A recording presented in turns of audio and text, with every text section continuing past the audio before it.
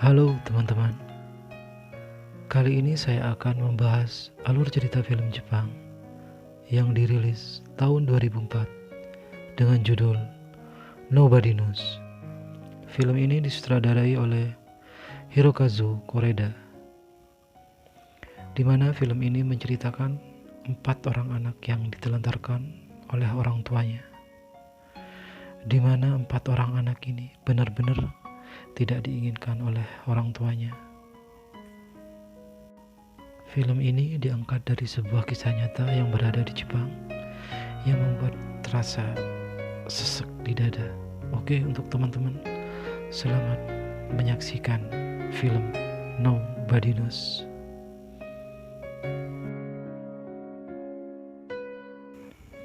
Film ini diawali dari seorang anak kecil yang berada di dalam sebuah kereta yang sedang membawa koper berwarna pink, dan baju mereka terlihat sangat lusuh. Kemudian kita melihat seorang wanita dewasa dan satu orang anak kecil yang baru saja pindah ke sebuah kontrakan baru. Kemudian mereka membawa koper-koper itu masuk, dan ternyata di dalam koper itu berisikan 2 orang anak kecil. Anak-anak itu memang sengaja dimasukkan ke koper oleh ibunya agar gampang diterima ketika mengontrak sebuah rumah. Karena jika mengontrak sebuah rumah dengan anak yang lumayan banyak, jarang ada yang mau karena berisik. Dan kalaupun ada yang mau, biasanya harganya agak mahal. Ketika malam tiba, anak laki-laki tertua menghampiri anak yang lain di sebuah kota bernama Kyoko. Mereka kemudian sembunyi-sembunyi masuk ke dalam kontrakan. Ternyata Kyoko anak dari ibunya juga. Jadi total anaknya ada 4. Anak pertama bernama Akira, kedua Kyoko, yang ketiga bernama Shigeru, dan yang keempat bernama Yuki. Kemudian saat mereka makan malam bersama, ibu mereka membagi-bagikan tugas untuk dilakukan. Semua keperluan belanja keluar hanya boleh dilakukan oleh anak tertua. Dan satu hal yang harus dilakukan lagi, ketiga anak yang lain jangan sampai ketahuan pemilik kontrakan, karena jika ketahuan, kemungkinan besar mereka akan diusir. Kemudian esok paginya ibu mereka berangkat kerja, dan Akira jadi penanggung jawab rumah saat ibunya sedang bekerja. Dia pergi ke supermarket belanja untuk semua keperluan rumah, sedang Kyoko bertugas untuk membereskan rumah. Dan kedua adiknya yaitu Shigeru dan Yuki hanya bisa bermain.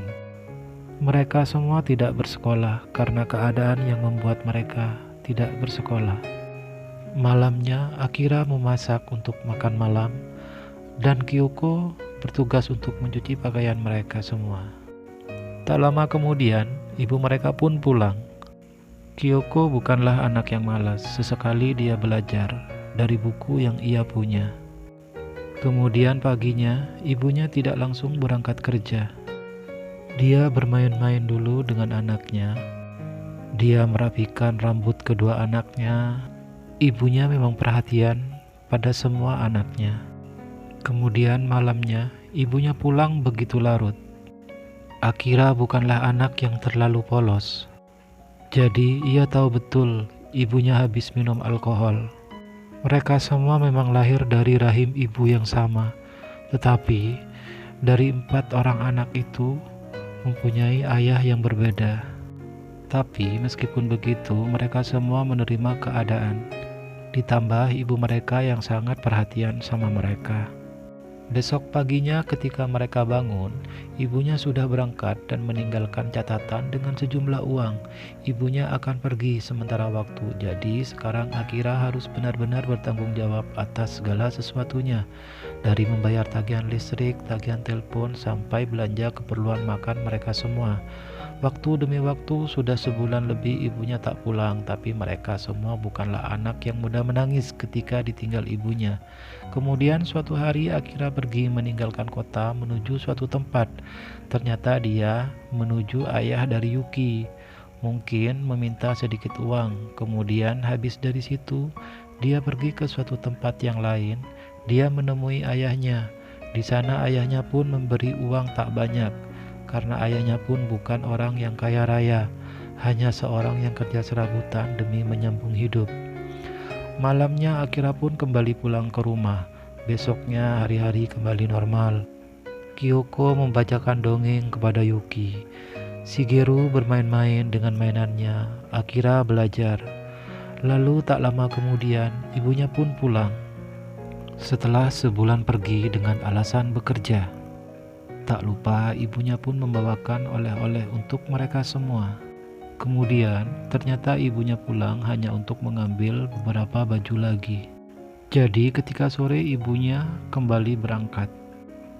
Akira mengantar ibunya sekaligus membawakan koper yang berisikan baju yang begitu banyak. Kemudian mereka berpisah di stasiun.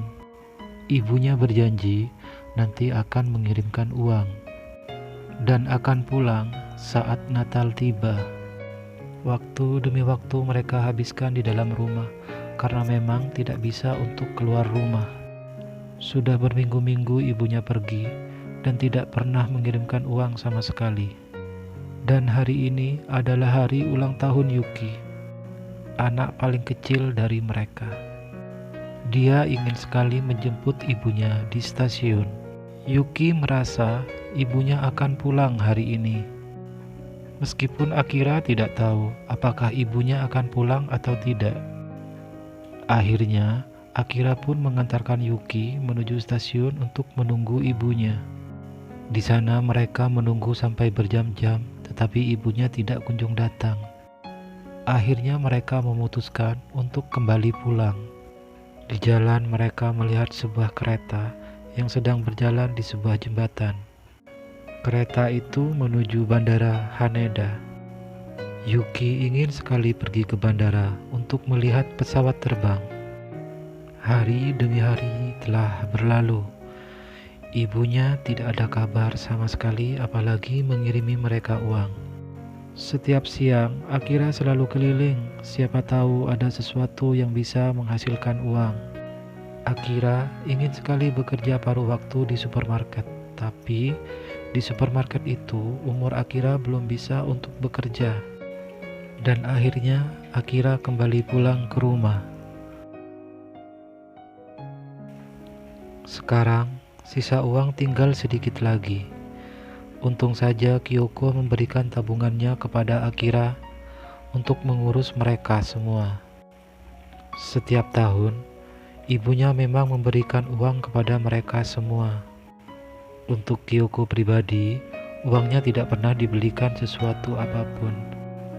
Ia tabung tahun demi tahun untuk membeli sebuah piano suatu saat nanti. Tetapi untuk saat ini, bertahan hidup adalah lebih penting ketimbang membeli sebuah piano. Kemudian Akira melakukan sesuatu hal yang belum pernah ia lakukan. Ia mengajak adik-adiknya keluar dari rumah. Mereka belanja ke supermarket, bermain-main di taman. Tak lupa mereka mengambil tanah yang dimasukkan ke plastik-plastik yang mereka bawa. Kemudian mereka kembali ke rumah. Di rumah mereka menanam tanaman dengan tanah yang mereka bawa tadi. Masing-masing pot mereka beri nama mereka masing-masing. Lalu sekarang listrik sudah mati. Sudah berbulan-bulan memang tagihan listrik tak bisa Akira bayar. Bukan hanya itu, air pun tak lagi mengalir dari kamar mandi. Akhirnya mereka mengambil air di taman setiap hari. Mereka mencuci pakaian di sana. Setiap kali mereka pergi ke taman, di sana selalu ada seorang wanita yang memakai seragam sekolah. Wanita itu tampak murung dan sendirian. Akhirnya wanita yang bernama Zuki itu bermain dengan Akira dan adik-adiknya. Mereka mengajak Zuki ke rumah. Di sana tanaman sudah tumbuh dengan sangat subur. Sudah lama sekali ibunya tidak pernah pulang atau sekedar memberi kabar. Persediaan makanan sudah sangat tinggal sedikit. Untuk menghilangkan rasa lapar, mereka mengalihkan itu dengan bermain di taman bersama Zuki. Akira sangat dekat dengan Zuki. Suatu ketika Zuki bertanya, "Akira, kapan ibumu pulang?" Kemudian Akira menjawab, "Mungkin mereka gak akan pernah pulang." Sekarang setiap hari Akira mendapat makanan sisa dari supermarket itu. Semua pegawai di supermarket itu mengetahui keadaan Akira beserta adik-adiknya. Suatu hari, pemilik kontrakan datang untuk menagih uang sewa yang sudah tidak dibayar berbulan-bulan. Di sana kebetulan lagi ada Zuki. Lalu Zuki memutuskan untuk membantu Akira untuk mendapatkan uang untuk membayar uang kontrakan itu. Zuki bertemu pria dewasa di suatu tempat. Ternyata Zuki menemani pria dewasa itu untuk berkaraoke untuk mendapatkan uang. Akira yang mengetahui hal itu, dia tidak mau menerima uang pemberian dari Zuki. Mungkin Akira hanya kecewa melihat Zuki seperti itu. Mereka sekarang sudah sangat kelaparan. Sampai-sampai Shigeru mengunyah kertas untuk menghilangkan rasa lapar. Akira langsung keluar untuk membeli makanan dengan sisa uangnya. Shigeru makan dengan sangat pelan-pelan. Ia tak mau makanannya cepat habis. Keadaan mereka sekarang sudah sangat mengerikan. Tanaman yang mereka tanam semakin menjulang di kontrakan itu. Semenjak uangnya ditolak sama Akira, Zuki sudah tidak pernah lagi datang ke sana. Kemudian suatu hari, Yuki pingsan tak sadarkan diri karena jatuh dari kursi. Kemudian Akira langsung pergi ke supermarket. Ia harus membeli obat untuk Yuki, tapi Akira tidak mempunyai uang sepeser pun. Akhirnya Akira mencuri obat itu. Yuki masih tidak sadarkan diri. Sekarang badannya semakin demam. Akira bingung harus bagaimana. Akhirnya ia memutuskan untuk menemui Zuki dan menceritakan apa yang terjadi pada Yuki. Zuki membelikan coklat kesukaan Yuki dengan jumlah yang begitu banyak. Kemudian setelah mereka sampai di rumah, mereka mendapat kiriman dari ibunya yang sekarang ibunya entah ada di mana. Di dalam amplop itu ada catatan yang berisi pesan, rawat mereka dengan baik. Ibu mengandalkanmu, Akira. Sekarang Yuki sudah meninggal. Lalu mereka memasukkan Yuki ke dalam koper berwarna pink. Kemudian dibawa pergi oleh Akira dan Zuki. Demam yang begitu panas yang membuat nyawa Yuki tidak tertolong. Akira dan Zuki membawa mayat itu menuju suatu tempat menggunakan kereta. Mereka berdua membawa mayat Yuki ke sebuah bandara, tempat di mana Yuki ingin sekali pergi. Mereka menguburkan jenazah Yuki di sana, di pelataran bandara itu, agar Yuki bisa melihat terus pesawat-pesawat terbang. Akira dan Zuki akhirnya kembali pulang. Tak ada percakapan di antara mereka. Tak ada yang bisa dilakukan saat kehilangan datang, kecuali diam. Hari-hari selanjutnya dilakukan lagi dengan normal. Para pegawai supermarket itu masih memberi mereka makanan sisa. Sekarang, Zuki bermain bersama mereka. Lagi pula, hidup Zuki pun sama tidak diinginkan kelahirannya. Lalu, film pun usai. Nobody Knows yang terinspirasi dari sebuah kisah nyata, yaitu kasus pengabaian anak di Sugamo, Tokyo yang terjadi pada tahun 1988.